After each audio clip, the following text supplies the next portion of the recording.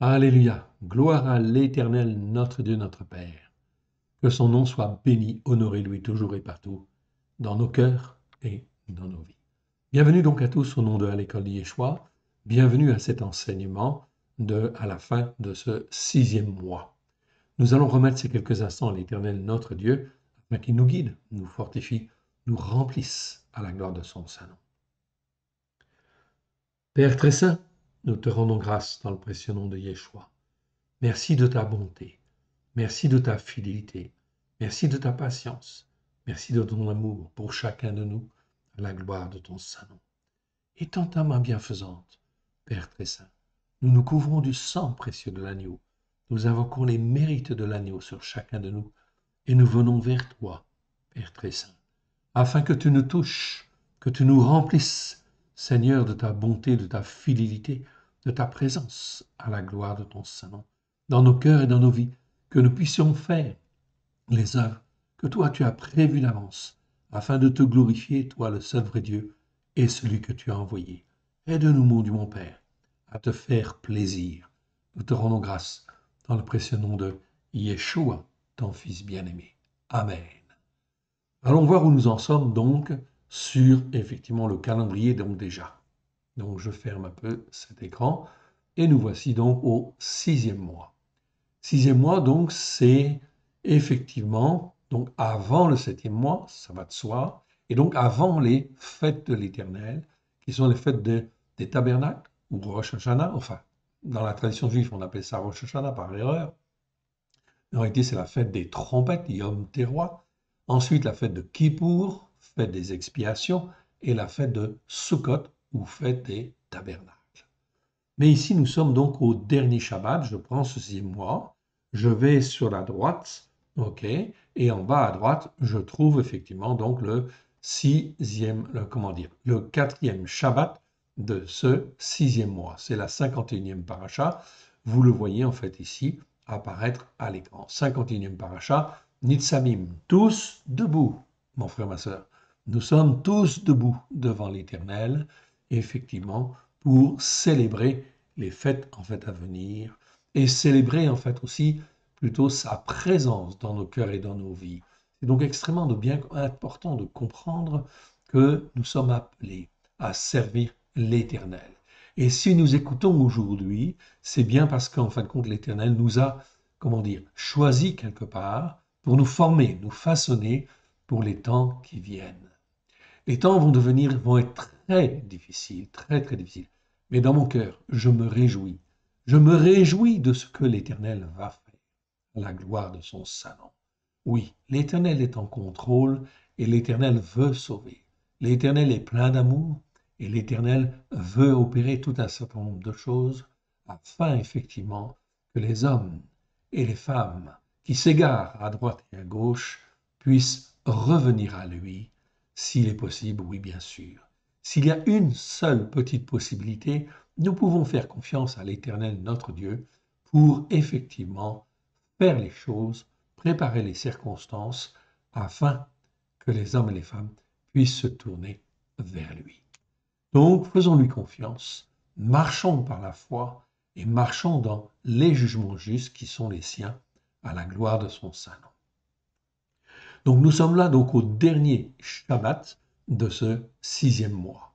Donc, le mercredi de la semaine qui va suivre ce Shabbat, eh bien, ce sera effectivement donc la fête de Yom Teruah, comme vous le voyez ici en bas à l'écran, fête des trompettes messianiques, bien sûr.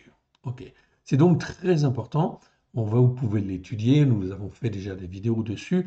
On en reparlera. On fera des enseignements en fait encore là-dessus.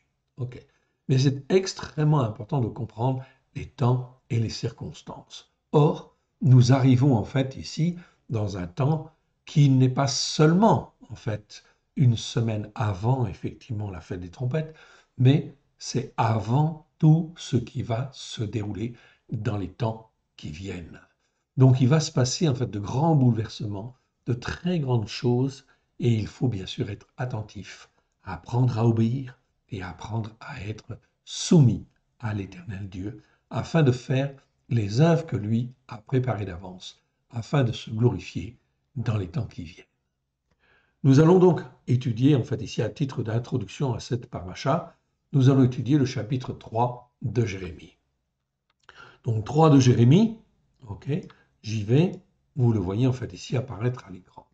Chapitre 3, il nous reste en fait encore le 4, le 5 et le 6, chapitre 6 de Jérémie, et ainsi nous aurons fait une introduction sur chacun des chapitres de Jérémie.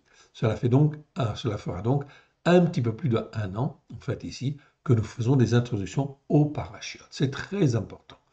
Ces chapitres sont très appropriés et ils nous parlent justement de ce que l'Éternel, en fait aussi, va faire. C'est donc extrêmement important de s'en imprégner. Donc, chaque Shabbat, pour ceux qui n'ont pas encore fait en fait le cycle, ok, vous pouvez le refaire, bien sûr, le réétudier. Chaque année, vous pouvez revenir dessus. Donc, vous avez toujours une introduction au travers d'un chapitre de Jérémie. Vous avez toujours 2 ou 3 vidéos sur notre chaîne YouTube qui s'appelle À l'école d'Yeshua. Donc, 2 ou 3 vidéos de 1 heure à 1 heure et demie pour l'enseignement sur la paracha elle-même, et effectivement un mardi prophétique qui en fait est souvent axé sur le passage de Marc qui correspond à la paracha de la semaine. Donc il y a déjà pas mal d'enseignements. Après, effectivement, quand nous aurons terminé le cycle des enseignements sur Jérémie, Yirmiyahu, c'est-à-dire après le chapitre 6, eh bien nous aborderons en fait d'autres choses sur le plan prophétique, oui bien sûr, et effectivement cela viendra en complément encore des enseignements. Et on ira encore un peu plus loin, oui bien sûr, afin toujours de se préparer à servir l'Éternel Dieu et à faire les œuvres que lui a préparées d'avance, afin de se glorifier dans les temps mauvais qui viennent. Que l'Éternel Dieu vous bénisse, que l'Éternel Dieu vous garde. Regardons un petit peu ce chapitre 3 de Jérémie. Alors, Jérémie, Yirmiyahu, chapitre 3, voici ce qui est dit. Verset 1. Il dit, lorsqu'un homme répudie sa femme, qu'elle le quitte et devient la femme d'un autre, cet homme retourne-t-il encore vers elle? Le pays même ne serait-il pas souillé? Et toi, tu t'es prostitué à de nombreux amants, et tu reviendrais à moi? Déclaration de l'Éternel.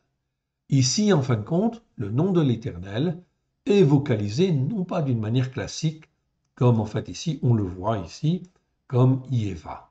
Ici, c'est bien une vocalisation particulière, c'est Yehovah, en fait ici. Je vous le montre, en fait ici, comme ça vous le verrez. Ici, vous le voyez, à la fin du verset 1, ce n'est pas en fait écrit Yéva, c'est bien vocalisé Yehovah. Je vous le montre, j'agrandis en fait même, pour que vous puissiez en fait encore mieux le voir. Ok, je vous l'agrandis. Attendez un instant, vous voyez, c'est écrit Yehovah. Ok, c'est donc important de bien voir en fait ces choses-là. Je remets cela en fin de compte ici à la bonne taille afin de ne pas changer en fait ici mon texte et le regarder en fait fidèle.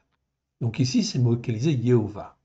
Ici, on retrouve en fait le nom de Yehovah en fait également au verset en fait ici 13. Donc c'est très important de voir cela, ces différentes vocalisations. Tous les textes hébreux n'ont pas gardé cette vocalisation. Certains en fait ici mettent toujours Yeva en fait ici. Donc, mais certains textes ici, bien sûr, mentionnent Yehovah. Je vous le montre en fait ici à titre d'exemple. Au verset 1, dans le texte de Nehemiah Gordon, c'est-à-dire c'est un karaïte, eh bien, en fin de compte, lui ne vocalise pas effectivement le tétragramme par Yehovah, mais par Yeva, tout simplement, comme c'est fait d'une manière classique. Dans effectivement la Westminster la WLC, eh bien effectivement, c'est bien vocalisé en fait Yehovah. Même chose en fait ici, dans le verset 13, dans le texte de Nehemiah Gordon, eh bien c'est vocalisé Yeva, et dans le texte en fait ici de la WLC, c'est bien vocalisé Yehovah. Ce sont des petites variantes. Ça ne change rien à la signification générale du texte, oui bien sûr. Mais cela souligne en fait un caractère particulier, si je puis dire, de l'Éternel. Quand on dit Yehovah en fait ici, ça existe en fait ici 44 fois. Si ma mémoire est bonne, c'est exact. Vous le voyez en fait ici apparaître ici, je vous l'agrandis. La vocalisation en fait Yehovah, en fait ici, ok, en fait existe dans certains textes hébreux, ok, et elle existe en fait dans 44 versets. Vous avez en fait la liste de ces versets en fait ici, très clairement en fait ici mentionné. Nous avons vérifié, oui bien sûr.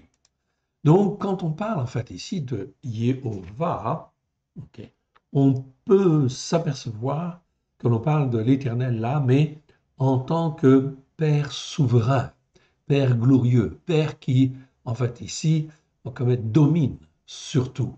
Ok, c'est en fin de compte lui, bien sûr, qui gère les choses. Il est le maître du ciel, il est le maître de la terre. Donc cette vocalisation sur les 5000 en fait fois où le tétragramme existe dans les Écritures en hébreu, ça n'existe que 44 fois, c'est tout. Et dans certaines versions seulement. Donc attention en fait aux interprétations que certaines personnes pourraient dire en fait ici.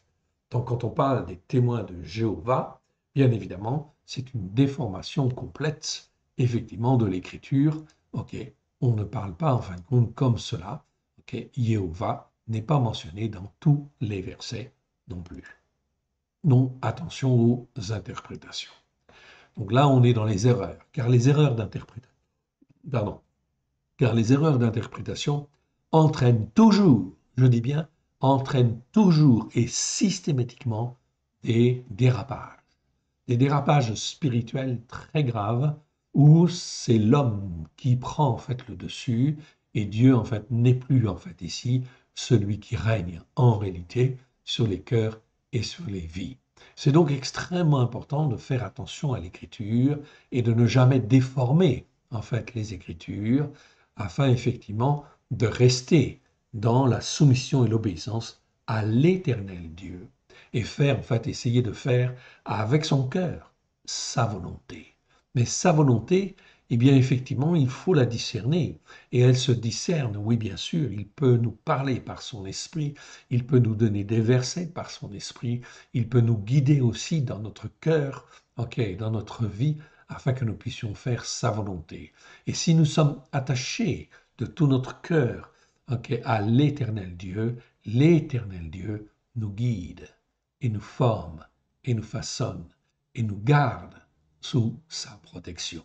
C'est donc extrêmement important. Plus je m'attache à Dieu, plus je suis sûr de faire sa volonté, plus je suis sûr de faire les œuvres qu'il a préparées d'avance afin de se glorifier lui et celui qu'il a envoyé. Car la volonté de Dieu est d'agir sur la terre au travers en fait de ceux qu'il a appelés, au travers de Christ Yeshua, afin effectivement qu'ils soient ses serviteurs et ses servantes. C'est donc extrêmement important dans les temps qui viennent.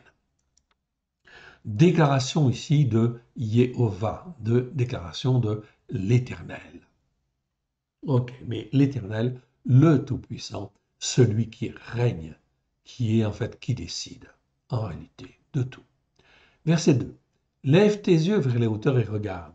Où ne t'es-tu pas prostitué?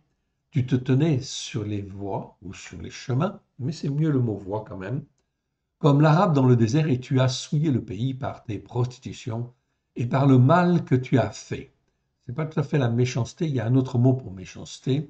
Ici, c'est le mal que tu as fait. C'est un mot que l'on connaît très bien. Déjà, on l'a déjà vu, c'est le mot ra'a. Ra'a, en fait, ici, je vous le sélectionne, en fait, ici, je vous l'agrandis même, vous vous en souvenez, c'est le mot qui existe, en fait, 663 fois dans 623 versets. C'est un adjectif qui veut dire mal, mauvais. Okay, et je vous avais dit, expliqué, en fait, aussi, que de ce mot ra, okay, il existe une variante, ra'a, qui parle surtout de malheur ou mal que l'on a fait. Okay. Il est classé dans le même numéro Strong et que l'on trouve que l'on trouve dans les premiers versets de la Louis II. La première fois où ce mal apparaît, c'est dans Genèse 2, 9. L'Éternel Dieu fit pousser du sol les arbres de toute espèce, agréables à voir et bons à manger, et l'arbre de la vie au milieu du jardin, l'arbre de la connaissance du bien et du mal. Là, c'est le mot Ra dont on parle là, qui existe effectivement donc 663 fois dans 623 versets. Okay, donc là, ça parle du mal en soi, tout simplement. Ok. Genèse 2, 17, mais tu ne mangeras pas de l'arbre de la connaissance du bien et du mal. Je retrouve le mot rat, car le jour où tu en mangeras, tu mourras, etc. Donc, ça symbolise le mal. Rat, ça symbolise le mal, ou ce que l'on fait en fait de mal. Je réduis en fait ici. Ok, mon commentaire. Ok, très bien. Et je reviens en fin de compte à mon texte. Ok, donc tu t'es prostitué ici. Ok, donc tu as souillé le pays. Le Seigneur dit ici carrément, tu as souillé en fait le pays. Ok, par tes prostitutions et par le mal que tu as fait. Et donc Dieu fait un reproche. On a souillé le pays par nos prostitutions et par le mal que l'on a fait. C'est exactement vrai pour nous aussi, bien évidemment. Notre pays est souillé par les prostitutions et par le mal que l'on a fait, consciemment ou inconsciemment. Aussi, les pluies ont été retenues et la pluie du printemps a-t-elle manqué.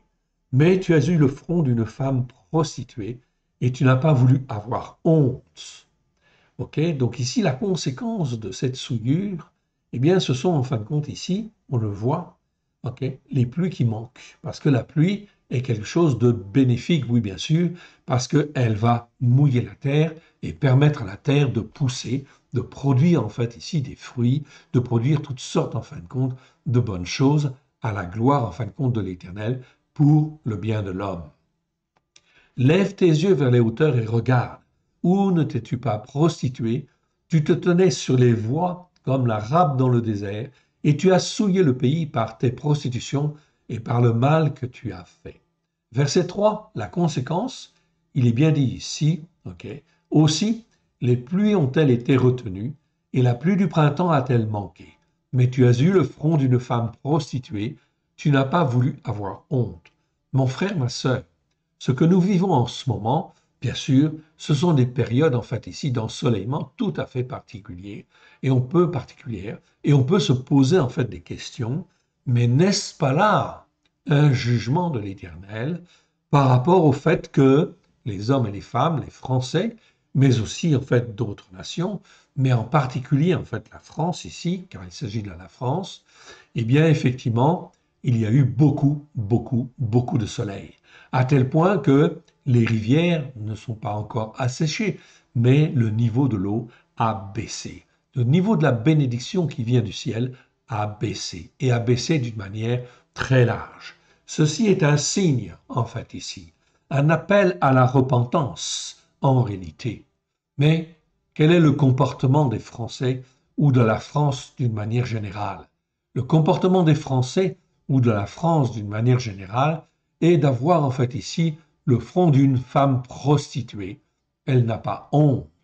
Elle passe au travers de ces épreuves sans se poser en fait ici de questions, ce qui en fin de compte bien sûr contribue à endurcir son cœur et en fait à bien sûr faire que la colère en fin de compte de Dieu va se changer en fureur tout simplement.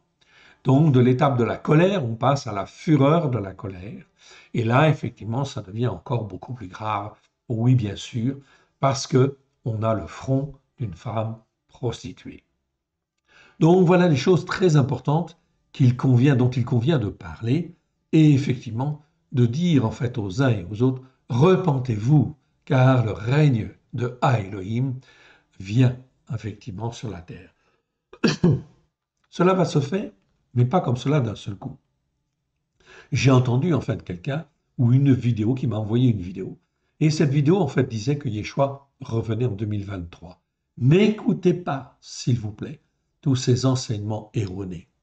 Il y a effectivement en fin de compte beaucoup de faux prophètes et il y en aura beaucoup. Beaucoup de faux prophètes afin d'égarer les uns et les autres sur telle chose ou telle autre chose. Là, il s'agit simplement déjà de se repentir de notre mauvaise attitude vis-à-vis de Dieu et de recaler en fait les choses, oui bien sûr, de ne pas avoir le front d'une femme prostituée et d'avoir honte, bien au contraire, de la situation dans laquelle nous nous trouvons et de dire en fait c'est notre faute, c'est là le fruit de nos pensées en réalité. Voilà pourquoi il convient de se repentir. Verset 4. Maintenant, n'est-ce pas? Tu cries vers moi, mon père, tu as été l'ami de ma jeunesse. Donc là, on parle, bien sûr, de personnes qui sont des croyants. Israël, en fin de compte, croit en fait en Dieu, mais n'a pas toujours écouté et n'a pas toujours mis en pratique. C'est ça, en fin de compte, qui est souligné en fait là. Et a été même idolâtre, en fait, ici.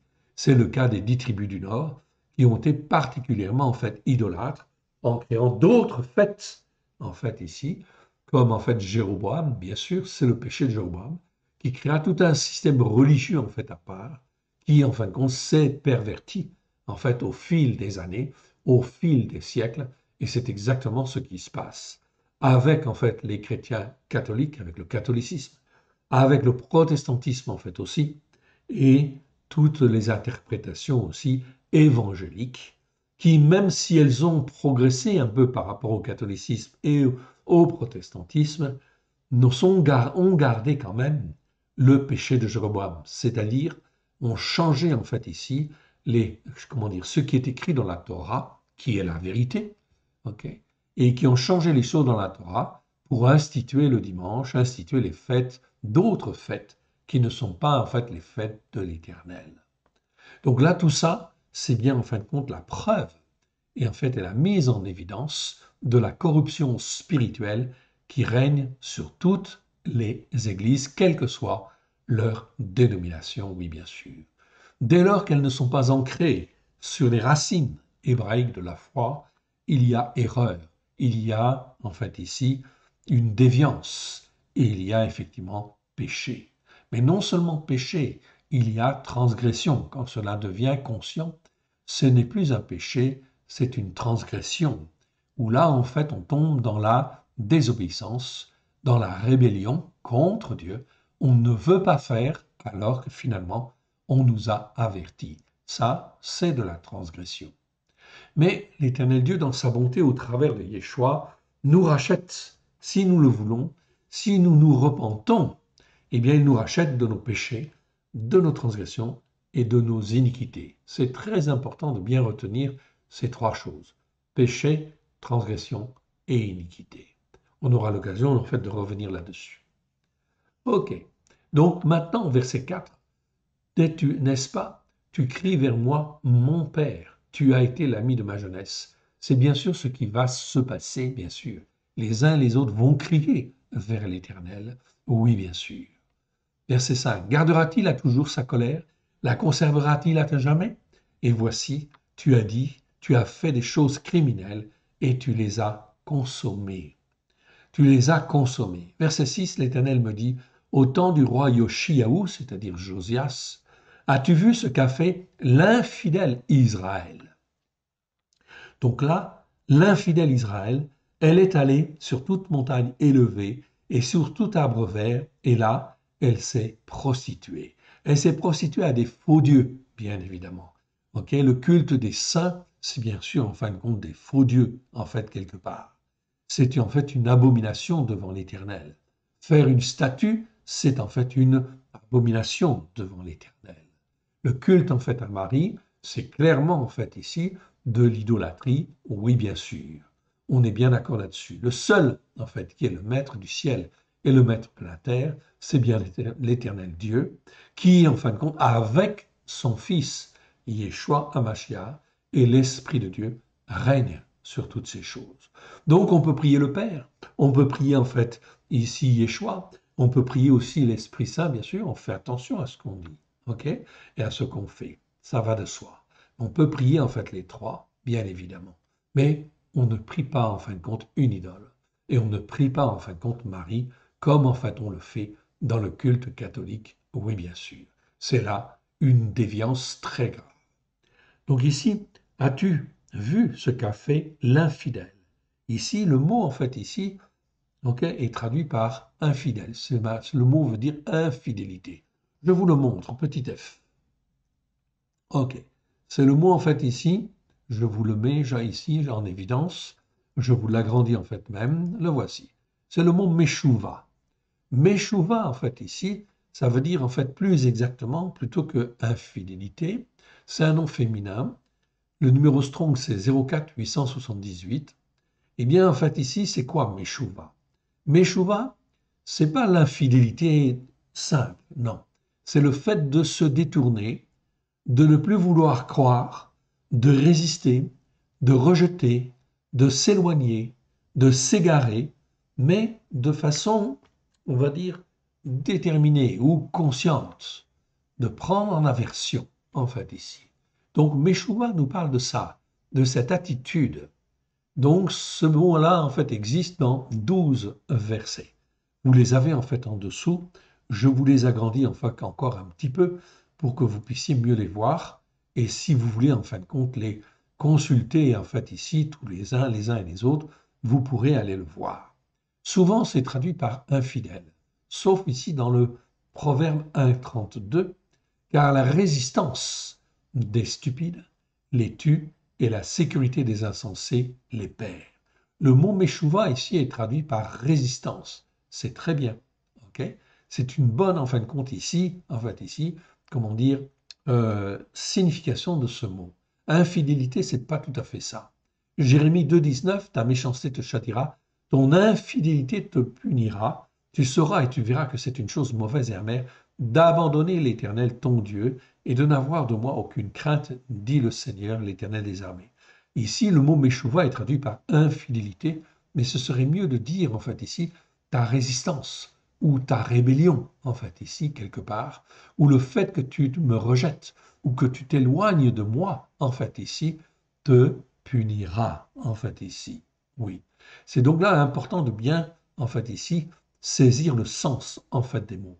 Jérémie 3,6, l'Éternel me dit, au temps du roi Josias, as-tu vu ce qu'a fait l'infidèle Israël, la rebelle d'Israël, en fait, ici. Ok, la rébellion d'Israël ou, en fin de compte, la résistance d'Israël. Ok, as-tu vu ce qu'a fait la résistance, as-tu vu la résistance d'Israël à m'écouter, à se détourner, en fait, ici, de moi? Elle est allée sur toute montagne élevée et sur tout arbre vert. Et là, elle s'est prostituée. C'est-à-dire qu'elle a été chercher à droite et chercher à gauche des solutions qu'elle avait, en fin de compte, déjà, en fait, ici, pour répondre à tous les problèmes de maladie, de délivrance. Eh bien, au lieu de s'attacher, en fait, à l'Éternel Dieu, qui, en fin de compte, voyant son fils ou sa fille revenir vers lui, eh bien, agrée, bénit, délivre et guérit. Non, au lieu de ça, ils sont allés à droite, ils sont allés à gauche, chercher d'autres solutions, etc. Ne voulant pas se tourner, ne voulant pas obéir et ne voulant pas se soumettre. On est bien là dans la désobéissance. On est bien là dans l'insoumission quelque part. Jérémie 3,8, quoique j'eusse répudié l'infidèle Israël, quoique j'eusse répudié, comment dire, Israël qui s'est détourné, en fait, ici on aurait pu dire ça comme ça, okay, ou qui s'est égaré, qui en fin de compte s'est rebellé contre moi, qui s'est écarté de moi, okay, à cause de tous ces adultères, et que je lui eusse donné sa lettre de divorce, que je lui avais donné, on devrait dire avait donné sa lettre de divorce, j'ai vu que la perfide Judas, okay, sa sœur, n'a point eu de crainte et qu'elle est allée se prostituer pareillement, etc. Donc on voit ici que la notion, on n'est pas là dans l'infidélité, on est là dans la rébellion, dans la résistance, dans, en fin de compte, le fait de s'éloigner, de s'égarer d'une manière, en fait, ici, consciente, quelque part, malgré les appels, malgré, en fin de compte, les, comment dire, oui, les appels, malgré, effectivement, tout ce que l'Éternel, en fait pour rappeler son fils ou sa fille. Donc, on ne parle pas vraiment, en fait, ici, d'infidélité, mais de rébellion. As-tu vu ce qu'a fait l'infidèle Israël? C'est mieux de dire ce qu'a fait l'Israël qui s'est détourné de moi, ou qui s'est rebellé, en fait, ici. Elle est allée après sur toute montagne élevée et sur tout arbre vert, et là elle s'est prostituée. Je disais, après avoir fait toutes ces choses, elle reviendra à moi. Mais elle n'est pas revenue, et sa sœur, la perfide Yehuda, en a été témoin. Ici, on parle de la perfide. Je viendrai voir tout à l'heure. Je vous commenterai ce mot-là tout à l'heure. Quoique j'avais répudié l'infidèle Israël, c'est-à-dire en fin de compte Israël rebelle, ou Israël qui a montré la résistance à ne pas écouter et à ne pas se soumettre à cause de tous ces adultères et que je lui ai donné sa lettre de divorce. J'ai vu la perfide Yehuda, sa sœur, n'a point eu de crainte et qu'elle est allée se prostituer pareillement. Ok, on verra en fin de compte tout à l'heure le mot perfide. Ok, pour le moment, je reste sur le mot infidèle. Par sa criante impudicité, Israël a souillé le pays. Elle a commis un adultère avec la pierre et le bois. Malgré tout cela, la perfide Yehuda, je retrouve le mot perfide ici, on va le commenter tout à l'heure, n'est pas revenue à moi de tout son cœur. C'est avec mensonge, en fait ici, qu'elle l'a fait, déclaration de l'Éternel. Ici, en fin de compte, dans la Bible seconde, c'est traduit, c'est avec fausseté qu'elle l'a fait. Mais le mot utilisé ici, c'est le mot, en fin de compte, sheker. Et sheker, ça nous parle plutôt de mensonge, en fait, ici. C'est beaucoup plus, en fait, exact. Je vous le montre, ce mot-là. OK. Donc, sheker. Sheker, en fait, ici, le voici. Je vous le montre. OK. Donc, c'est le mot sheker, je vous l'agrandis, en fait, ici. Donc, vous allez le voir, en fait, ici. Sheker, en fait, ici, c'est un mot qui existe 113 fois dans 113 versets. On peut dire fausseté en fait aussi, mais le mieux c'est quand même mensonge, car il y a d'autres mots pour dire fausseté. Ok, ce qui déçoit, désappointe ou trahit. Ok, tromperie, fraude en fait aussi. Ok, si on veut. Ça c'est la définition générale. Le premier verset en fait ici, c'est Exode chapitre 5 verset 9, que l'on charge de travail ces gens, qu'ils s'en occupent et ils ne prendront plus garde à des paroles de mensonge. Donc là, on parle bien de mensonge en réalité. C'est mieux effectivement en fin de compte de parler de ça. Exode 20, 16. Tu ne porteras point de faux témoignages contre ton prochain. Donc le mot sheker est utilisé ici, mais c'est plutôt en fin de compte des témoignages de mensonges. En fait ici, donc on peut comprendre qu'on peut traduire par faux, oui bien sûr, mais c'est dans le sens de mensonge, c'est dire des choses qui sont fausses en fait ici sur quelqu'un. Donc on appuie effectivement en gardant le mot mensonge en fait ici, c'est quand même mieux. Exode chapitre 23 verset 7, tu ne prononceras point de sentence ici inique. Donc c'est traduit par inique ici le mot dans la version seconde. Bon, c'est pas très juste non plus. En fait, ici, c'est mieux des sentences de mensonge, en fait, ici, donc qui n'ont rien à voir avec la vérité, oui, bien sûr. Et tu ne feras point mourir l'innocent et le juste, car je n'absoudrai point le coupable.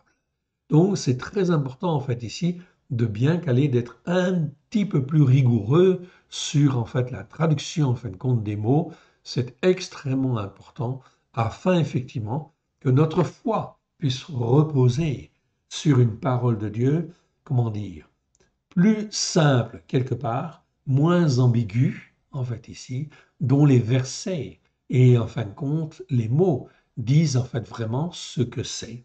Okay. Si c'est un mensonge, il faut dire c'est un mensonge. On n'est pas là dans la fausseté en fait ici, on est dans le mensonge.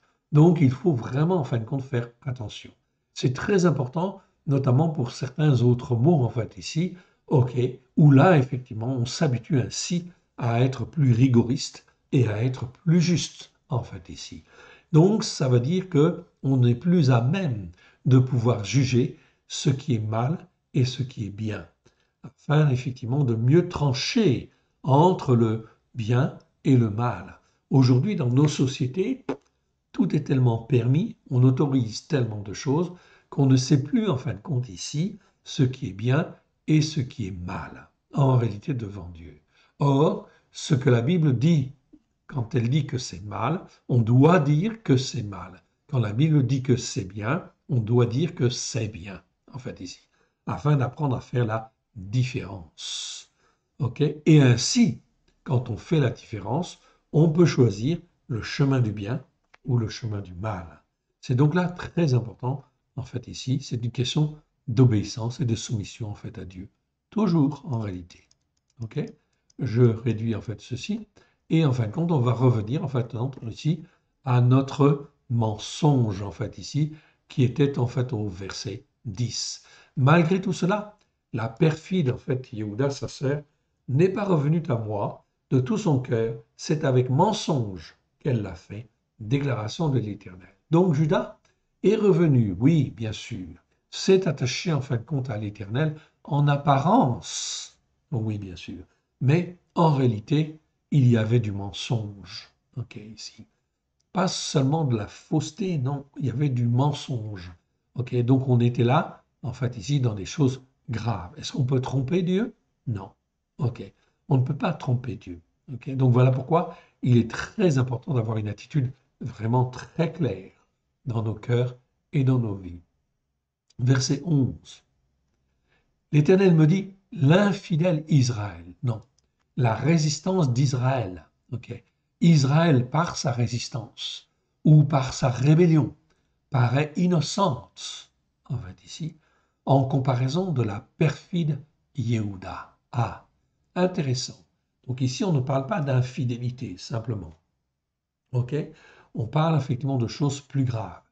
On peut dire qu'en fait ici, Israël, par sa résistance ou par sa rébellion à ne pas écouter, paraît innocente en comparaison de la perfide Yehuda. Donc ici, Judas est perçu d'une manière en fait plus mauvaise, plus perverse en fait ici que les 10 tribus du Nord. Et oui, effectivement, on va voir le mot, c'est le mot bagad. Bagad en fait ici, vous le voyez en fait ici apparaître à l'écran, je vous l'agrandis en fait ici, ok, afin que vous puissiez bien le voir. Le mot bagad en fait ici, le voici. Donc, je l'agrandis en fait encore un peu, comme ça vous pourrez mieux voir. Ok. Bagad, c'est donc un verbe, en fait ici, il existe 49 fois, donc 49 versets. Il est utilisé au cal participatif. Cal, c'est l'action en fait de compte simple. Ok. C'est le premier sens en fait bon du verbe, le plus évident, le plus simple. Participe actif. Donc ça veut dire être infidèle, trahir, tricher, être perfide, enfreindre la loi. Donc là, en fait, on est beaucoup plus dans des choses mauvaises. On est dans la perfidie quelque part. Ok, on n'est pas seulement dans l'infidélité là. Ok, on est vraiment, en fin de compte, dans une infidélité grave. En fait, ici, dans une infidélité perverse. Ok, c'est tricher, c'est trahir. Cette forme verbale existe 21 fois dans 21 versets dans la Louis II. Voici, en fin de compte, ici, les 21 versets. Donc nous les avons là, en fait, ici. Dans le psaume 25.3, c'est traduit de cette manière. Tous ceux qui espèrent en toi ne seront point confondus. Ceux-là seront confondus qui sont infidèles sans cause. Ici, le mot infidèle est un petit peu faible. Ok, tous ceux-là seront confondus qui sont en fait qui ont trahi sans cause, qui ont été en fin de compte, qui ont été déterminés à faire les choses, mais pas dans le sens en fait de Dieu. C'est donc en fait infidèle ici est un petit peu faible. Dans le psaume, en fait ici, 59, 5, donc c'est traduit en fait comme ceci. Ok. Toi, éternel Dieu des armées, Dieu d'Israël, lève-toi pour châtier toutes les nations, n'aie pitié d'aucun de ces méchants infidèles. Ici, on ne parle pas d'infidélité, de ces méchants qui font preuve de perfidie, qui font preuve de tricherie, qui font preuve, en fin de compte, de mauvaises choses, en fait, ici, devant l'Éternel. C'est plus que de l'infidélité. Ici, la traduction est un petit peu faible, si je puis dire. Ok. Regardez dans le psaume, en fait, 119. 119, en fin de compte, verset 158. Ok. Qu'est-ce qu'il est dit? Il dit, je vois avec dégoût des traîtres qui n'observent pas ta parole. Ah, là, le traducteur a été en fait un peu plus fort. Il a traduit en fait le mot par traître. Oui, qui n'observent pas ta parole. Oui, là, on est bien dans la traîtrise. Car Judas est parfaitement conscient qu'il y a en fait un Dieu unique et vrai. Est parfaitement conscient et a plein d'exemples en fait ici dans son histoire avec David, avec Moshe, avec en fait Salomon, etc. Ok, des hommes qui en fait ici savent marcher droit devant l'Éternel ou les prophètes. Ok, ici, tout cela sont des témoins. Oui, bien sûr. Donc là, on parle de traîtrise. Donc ils sont conscients en fin de compte qu'ils font des choses mal, mais ils le font en fait quand même. Pourquoi? Parce que le penchant de leur cœur les pousse en fait à le faire. Donc ici, dans le psaume 119, verset 158, c'est quand même en fin de compte mieux traduit quelque part. On va aller voir le proverbe. Proverbe en fait 11.3 ici. L'intégrité des hommes droits les dirige, mais les détours des perfides, là on parle de perfidie, causent leur ruine. Donc là on voit très bien que passé un certain niveau, eh bien effectivement ce n'est plus de la simple désobéissance, ce n'est plus de la simple insoumission, on tombe en fin de compte dans la perfidie, dans la traîtrise, dans les choses mauvaises. Donc là, le mot est traduit par perfide. Ok. Proverbe 11.6.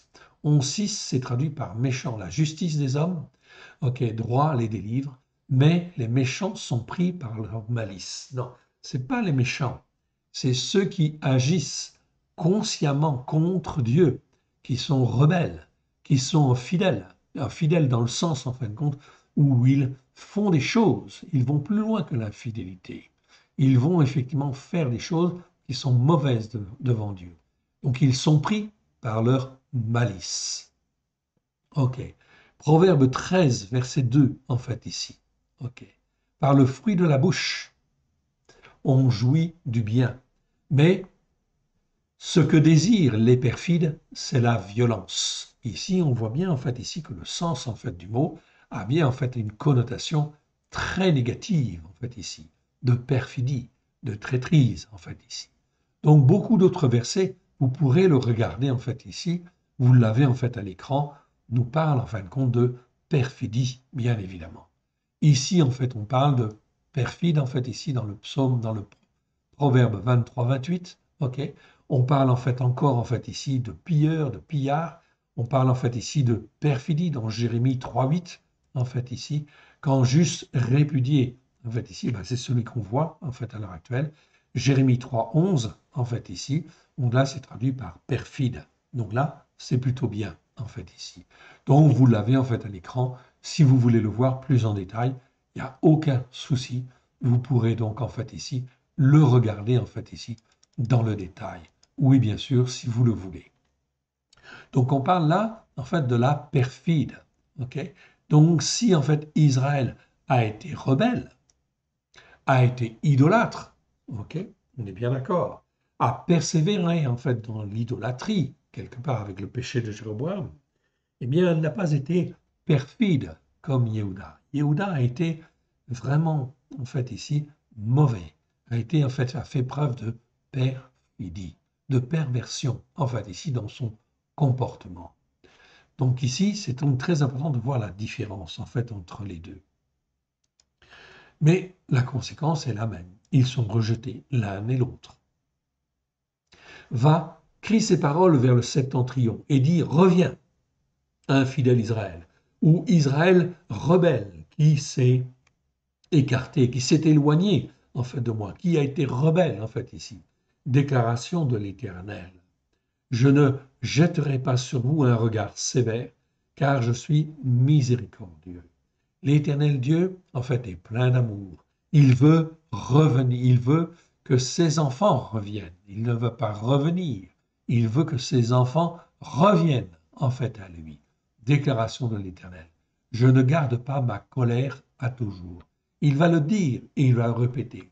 Il va envoyer, en fin de compte, des prophètes afin, effectivement, de souligner cet aspect-là. Repentez-vous, car le règne de Dieu est proche. C'est exactement ce qui se passe en fait aujourd'hui. Oui, bien sûr. On est en fin de compte, le monde est exactement dans la même attitude que Israël, déjà au moins. Et certains sont en fait dans la perfidie, oui, bien sûr, de Yehuda. Dieu seul sait, il connaît. Mais il veut revenir. Il veut revenir.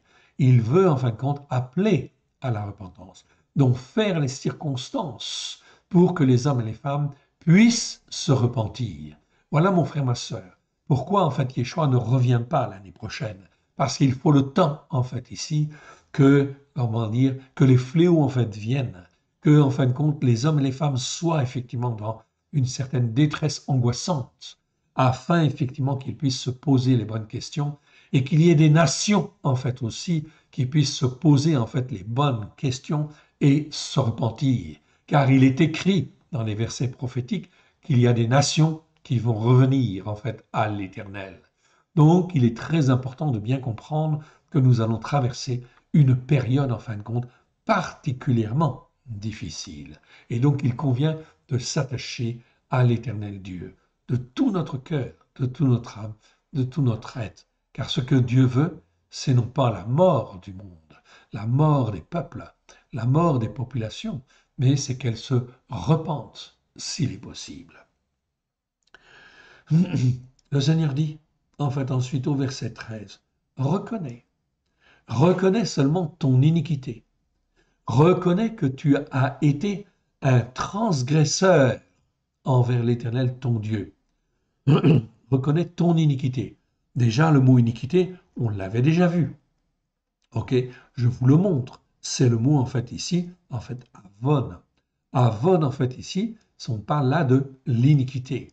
C'est donc très important. Tout ce qui fait partie du domaine de l'iniquité, en fait ici, eh bien l'Éternel Dieu peut pardonner. Tout ce qui est du domaine du péché, ok, c'est rata, Dieu peut pardonner si on se repent. Si en fait on est dans la transgression, pécha en fait en hébreu, l'Éternel Dieu, en fait ici, peut nous racheter, oui bien sûr. Tant qu'on est dans la veine, tant qu'on est dans la vonne, pardon, ok, l'iniquité, rata le péché, pécha la transgression, il y a possibilité de revenir à l'Éternel. Par contre, si je suis dans la veine, ok, je vous ai montré déjà ce mot-là. Là, on est dans non pas l'iniquité, mais l'injustice. C'est un mot qui est très proche, mais en réalité, c'est le monde de l'injustice. Et quand on est dans ce monde-là, les hommes vivent en fait encore, sont encore vivants, mais n'ont aucune possibilité de revenir. Ils n'ont plus de salut possible, ils sont effectivement destinés à la fosse.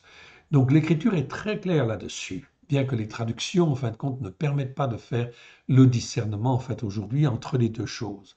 Voilà pourquoi je vous disais tout à l'heure, c'est extrêmement important de faire la distinction entre le sens d'un mot et le sens d'un autre mot, entre avon et aven. Ça, c'est presque pareil. Mais avon, c'est l'iniquité, aven, c'est l'injustice. Et quand on est dans le domaine de l'injustice, il y a deux mondes, en fait, ici dans l'Écriture, le monde des justes et le monde des injustes. OK?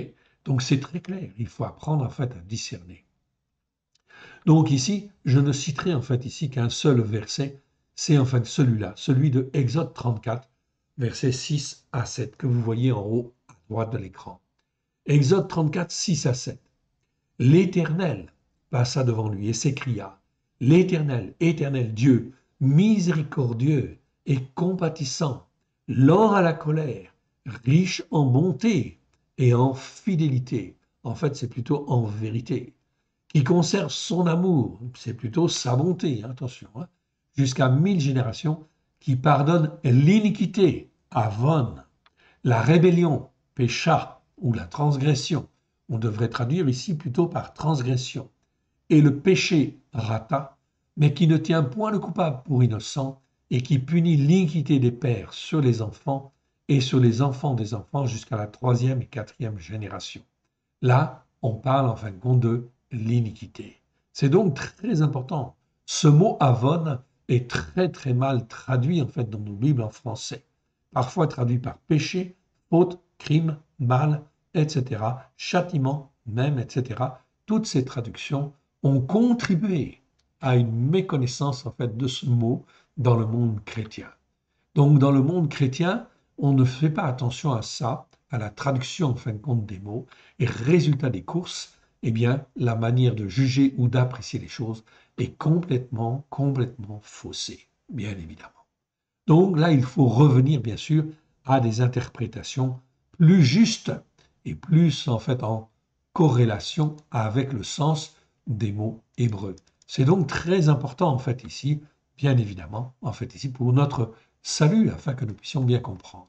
Donc je vous encourage à revoir et écouter en fait les enseignements que nous faisons, puisqu'en fait on travaille beaucoup sur le sens en fait bon des mots afin d'avoir une traduction plus pertinente. Verset 13. Reconnais seulement ton iniquité. que tu étais dans l'erreur, que tu étais en fin de compte ici, que tu faisais des choses qui n'étaient pas justes, en fait, bon devant Dieu. OK. Et effectivement, reconnais-le. Reconnais que tu as été un transgresseur. Ici, en fin de compte, dans la Bible seconde, c'est marqué infidèle, que tu as été infidèle. Je suis désolé, c'est une mauvaise traduction. C'est une mauvaise traduction, je vous le montre. Car le verbe, en fait, ici, OK, le verbe, en fait, c'est le verbe pacha. Pacha, qui existe 41 fois dans 37 versets, eh bien, en fin de compte, il est conjugué au kal, donc c'est une action simple, okay, et au parfait, ça veut dire que c'est quelque chose qui est accompli. Donc, reconnais que tu as été, okay, un transgresseur ou comme un transgresseur, mais non pas seulement infidèle. Non, on n'est pas là dans l'infidélité, on est dans la transgression, on est là dans la rébellion. OK?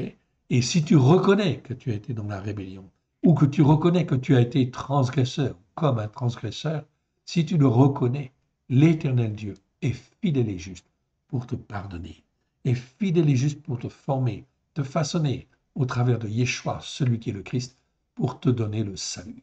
C'est extrêmement important dans les temps, en fin de compte, qui viennent, OK? Car les choses vont être très, très, très difficiles. Donc, il faut effectivement le reconnaître. C'est donc fondamental. OK. Donc, reconnais que tu as été un transgresseur envers, en fait, ici, ça c'est le verbe pacha, en fait, ici, qui a donné le mot pécha, qui veut dire transgression. OK. Traduit parfois par rébellion. OK. Mieux que infidèle, en tout cas. Envers l'Éternel, que tu as été un transgresseur envers l'Éternel, ton Élohim, que tu as dirigé ça et là tes voies, ou tes pas, hein, en fait, ici, mais je préfère garder le mot voie, parce qu'ici, c'est le mot derrière, en fait, ici.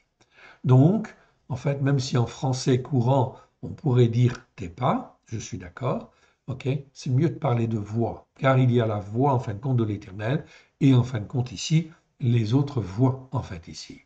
Car tu as dirigé ça et là tes voies vers des dieux étrangers hostiles. Donc ici, ce n'est pas des dieux étrangers tout court. On est en fait ici vers des dieux étrangers hostiles. Le mot en fait ici, hostile, en fait ici, je vous le montre. En fait, il est très important. C'est en fait ici le mot en fin de compte ici. Ok, je l'ai perdu. En fait ici, je ne l'ai plus. Ok, je ne l'ai plus sous les yeux.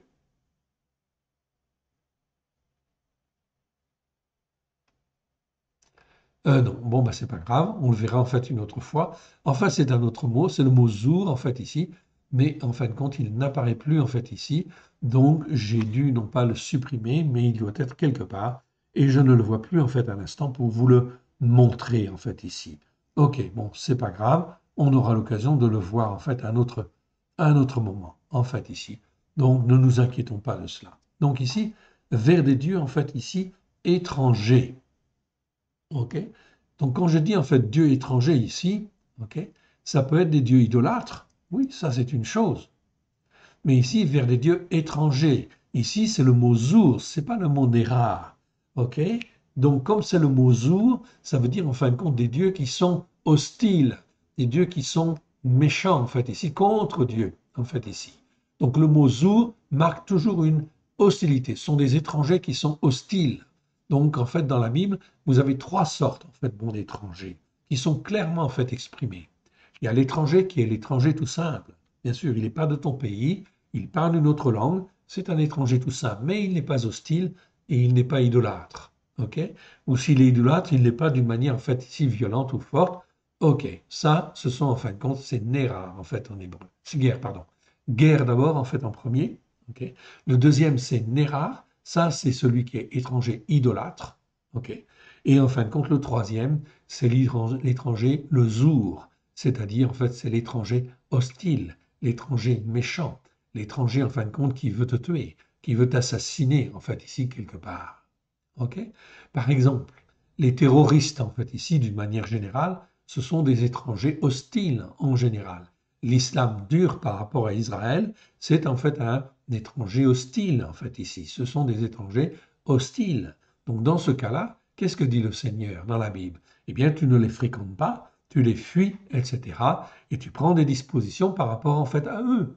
Ok? Et donc pour l'étranger idolâtre, s'il veut revenir et se repentir de son idolâtrie, tu l'acceptes en fait ici comme un étranger. Et tu dois t'occuper des étrangers qui ne sont ni hostiles, ni hostiles, ni en fait idolâtres. Et ils doivent être en fait considérés comme presque un frère en fait ici quelque part.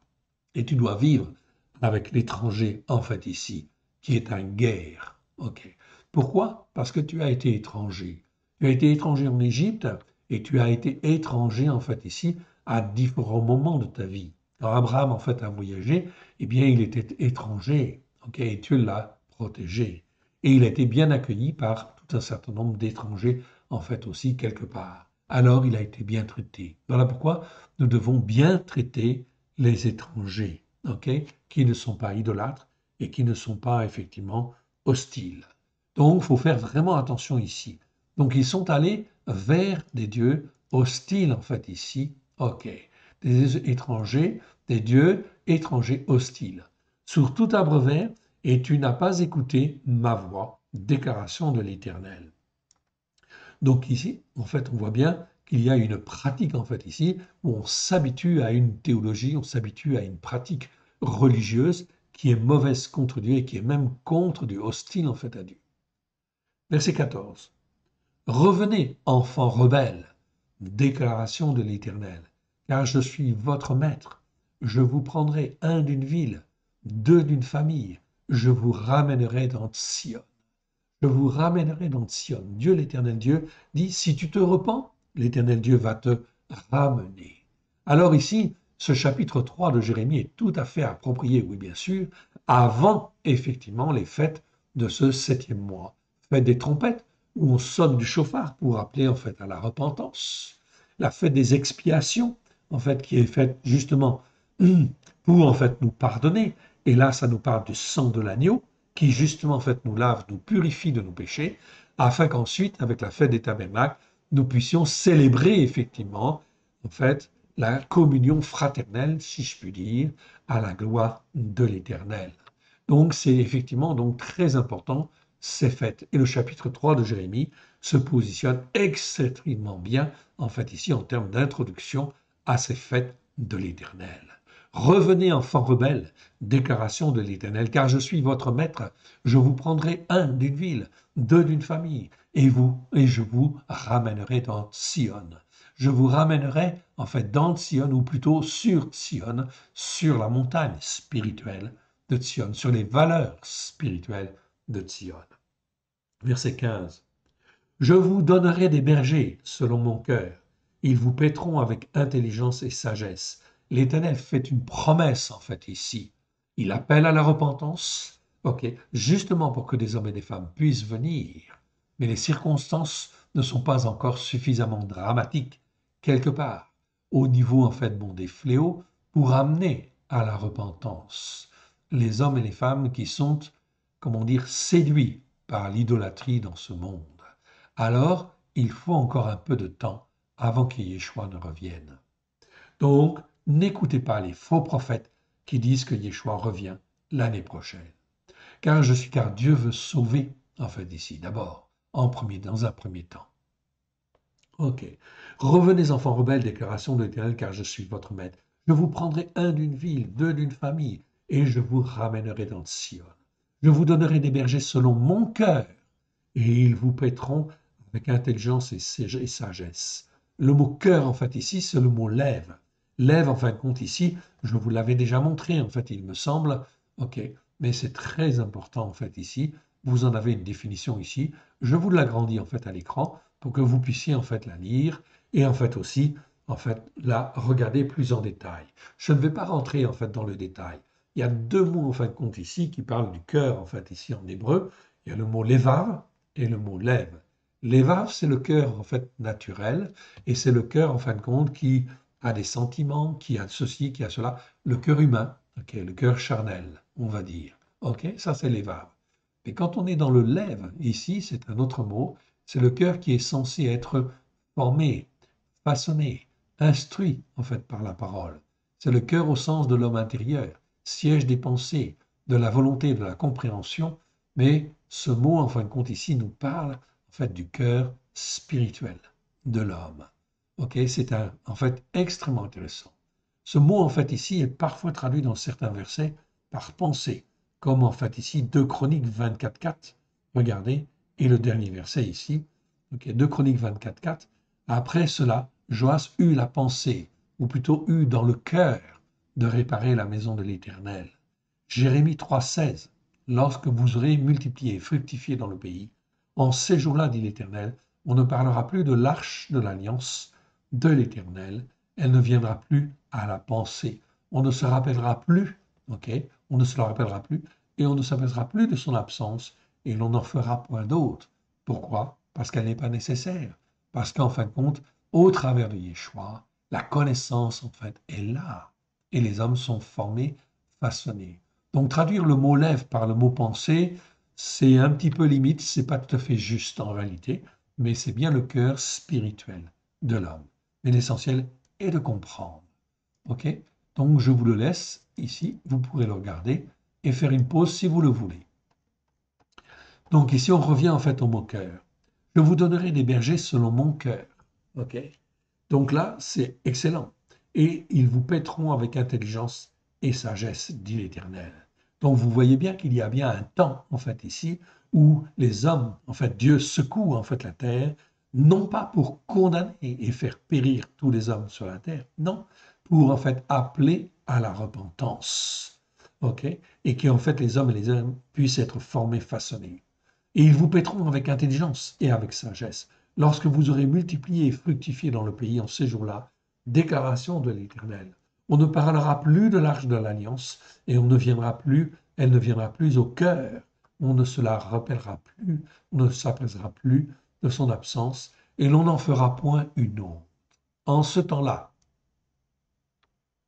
regardez bien, en ce temps-là, on appellera Yerushalayim, le trône de l'Éternel.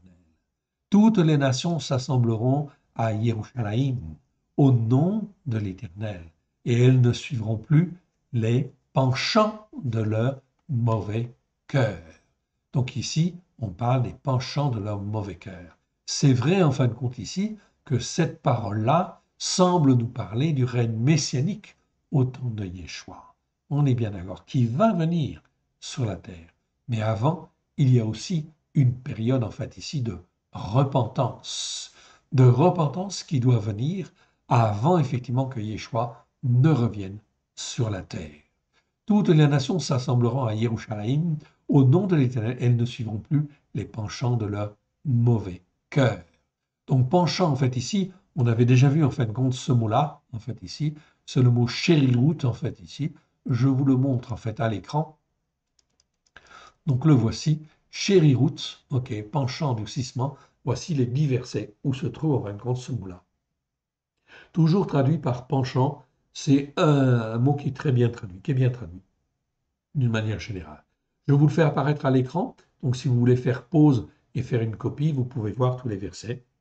Je n'ai pas le temps vraiment de regarder en fait ici tous ces versets en fait ici. Ok, je terminerai simplement en fait ici par les 2 versets en fait ici qui se terminent ce passage. Yeshua dit dans Marc chapitre 7 versets 21 à 23. En effet, c'est du dedans, c'est du cœur des hommes que sortent les mauvais raisonnements. Ok, je vais l'agrandir en fait encore. Ok, au cas certains ne voient pas. Ok, Yeshua dit dans Marcos chapitre 7 versets 21 à 23. En effet, c'est du dedans, c'est du cœur des hommes que sortent les mauvais raisonnements. Les adultères, les prostitutions, la débauche, okay? Les meurtres, les vols, les mauvaises pratiques pour avoir le bien d'autrui, ou pour avoir plus que les autres, les choses perverses issues du malin, les paroles trompeuses, une conduite non réglée et insolente, le regard envieux sous l'influence du malin, le blasphème, l'arrogance qui dédaigne les autres, la folie. Toutes ces choses mauvaises qui viennent du malin sortent du dedans et sous l'homme. Je dis bien ici verset 23. Toutes ces choses mauvaises qui viennent du malin, car les portes sont ouvertes au mauvais esprit, sortent du dedans et souillent l'homme. Paulos dira dans Galates chapitre 5, versets 19 à 24. Or, les œuvres de la chair sont manifestes. Ce sont l'impudicité, l'impureté, la dissolution, l'idolâtrie, la magie, les inimitiés, les querelles, les jalousies, les animosités, les disputes, les divisions, les sectes, l'envie, l'ivrognerie, les excès de table et les choses semblables. Je vous dis d'avance, comme je l'ai dit, que ceux qui commettent de telles choses n'hériteront point le royaume de Dieu. C'est donc très clair en fait ici. Ce que dit Paulos est vraiment en fait très très clair. Ça ne veut pas donner d'autres versets, mais ça c'est très important. Donc il faut que les hommes et les femmes soient travaillés en fait ici, soient mis dans une situation difficile. Je ne vais pas dire en fait merci Seigneur pour le malheur, mais en réalité quelque part, en fait ici, ce que Dieu veut faire, c'est bien en fait ici sauver le plus de monde possible. Donc il va permettre l'épée, il va permettre la famine, il va permettre en fait ici, ok, la dispute, la discorde, etc. Ok, tout cela en fait, l'épée, la famine, ok, et la peste en fait ici, la maladie, voilà, tous ces fléaux, l'Éternel Dieu va le permettre. Pourquoi? Afin d'appeler à la repentance les uns et les autres, s'il est possible. Je vous dis d'avance, comme je l'ai déjà dit, que ceux qui commettent de telles choses n'hériteront point le royaume de Dieu. Mais le fruit de l'esprit, c'est l'amour, c'est la joie, c'est la paix, la patience, la bonté, la bénignité, ok? Le fait d'être bienveillant, la fidélité, la douceur, la bienveillance, la loi, la Torah n'est pas contre ces choses. Ceux qui sont à Christ Yeshua ont crucifié la chair avec ses passions et ses désirs. Voyez donc qu'il y a donc un travail en fait à faire qui est très important en fait ici pour l'Éternel. Donc, nous allons traverser des périodes relativement difficiles où l'Éternel va lever en fait ici à droite et à gauche un certain nombre de personnes sur les racines hébraïques de la foi afin qu'on n'enseigne pas n'importe quoi, n'importe comment, mais qu'on enseigne la vérité avec grâce et vérité justement à la gloire de l'Éternel. Ok, je réduis en fait ici mon petit passage. Ok. Et je reviens donc à mon texte ici. Ne suivront plus les penchants, en fin de compte, ici, de leur cœur. Verset 17. En ce temps-là, on appellera Yerushalayim le trône de l'Éternel. Toutes les nations s'assembleront à Jérusalem au nom de l'Éternel, et elles ne suivront plus les penchants de leur mauvais cœur, le cœur qui est mauvais. Le mauvais, c'est le mot rat qu'on a vu tout à l'heure en début. On termine en fait ici ce chapitre en disant, regardez, en ces jours, la maison, en fin de compte, de Yehuda marchera avec la maison d'Israël. Est-ce que vous voyez, en fait, Israël qui se soit tourné encore vers l'Éternel Dieu? Non.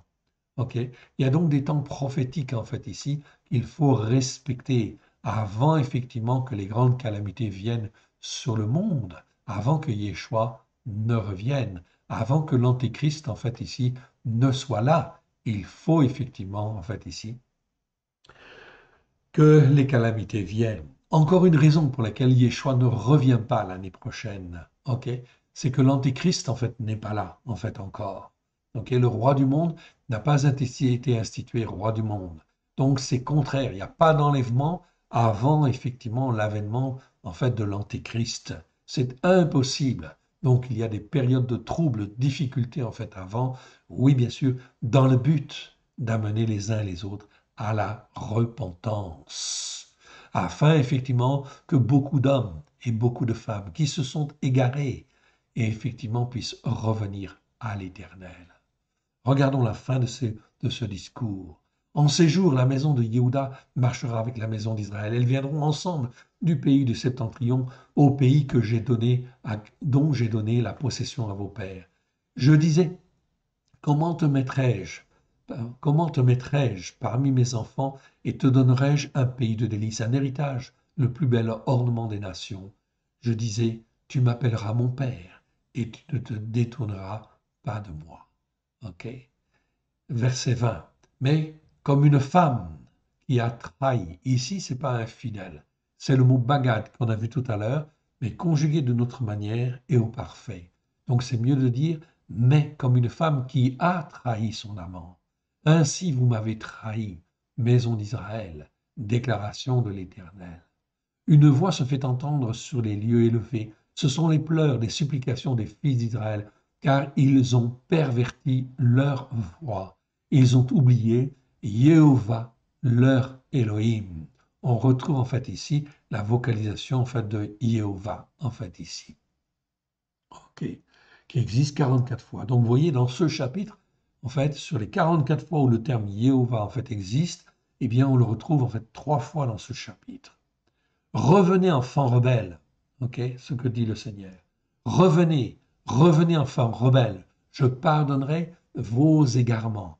C'est mieux que vos infidélités, ok, vos écarts, le fait que vous soyez écartés de moi, que vous m'avez rejeté, etc.